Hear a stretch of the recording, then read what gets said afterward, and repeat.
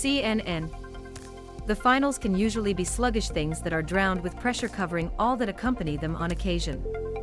However, sometimes, the New Zealand tournament defeated the UK 34-31 in Auckland to become the first host country to win the tournament, while women can raise the final to a historical match, as in the Rugby World Cup.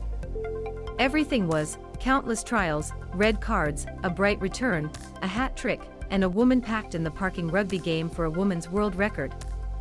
I can't even put it in words. The only thing I can say is thank you, and I am proud of our team.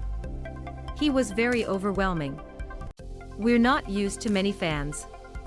We hope we have made our country proud. We hope we inspired future generations.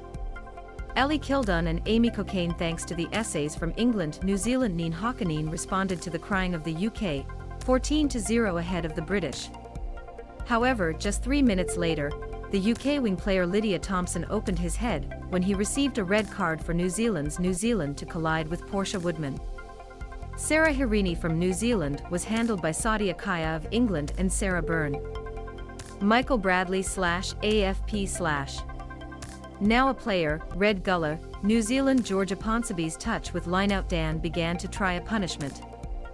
The title of free throws on the match continued with the trials of Aisha Lediiga and Amy's Rule of New Zealand, faced by the second Briton of England, and left the score of 26-19 in the first half. In the second half, tired defences, gaps began to be opened, and when the Stacey Fluller was combined with a score from Crystal Murray, Black Ferns was the first for the first time. 5 minutes later, he completed his hat regi and set up a tribune final with a score prepared for England in 29-31. However, the New Zealand was only 9 minutes, as Fluller collected a chip and emptied Lediiga to highlight his team 3 points. When the clock returned to red, Britain had one last chance to close the 3-point deficit, but lineout, the entire tournament, accepted the property and the match, just 5 meters from the New Zealand try line.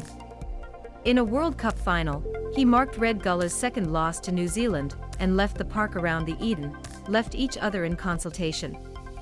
I thought the girls left everything there. 60 minutes with our back to the wall, to continue to fight and finally make a shot, said the captain of England Sarah Hunter, according to Reuters. You couldn't ask for more than girls. We can be very proud of what we do for a very special group and women's game. We will pity, especially as we don't want to lose the World Cup finals, but I am very proud of what we do.